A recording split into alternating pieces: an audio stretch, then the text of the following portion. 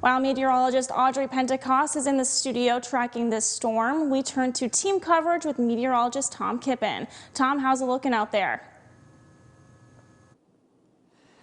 Well, thanks a lot, Brianna. It is still cold, definitely cold out here, but the snow's coming down like it has been all day today. We're outside here at the WJMN Local 3 studio in Marquette Township. The snow's been going all day, but what has happened here in the past, I'd say in about an hour, the past last hour, the wind has started to pick up the pace here in Marquette, and it has definitely turned colder. We're seeing temperatures in the single digits. Here in Marquette, I know my car thermometer had 8 degrees. If you do have to travel tonight, tomorrow, just be aware you're going to be dealing with blizzard conditions. So if you're traveling around the Marquette area within your community, or if you're traveling around Escanaba within your community, give yourself plenty of extra time and don't be in a rush to get from point A to point B.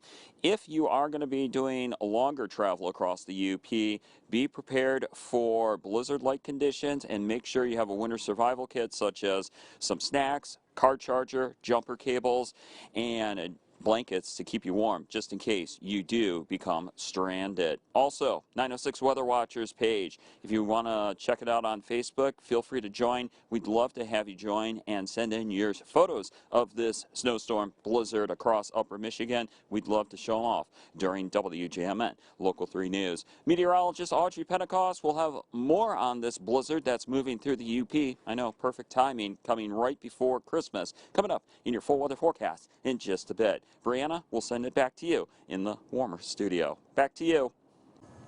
All right, thanks, Tom.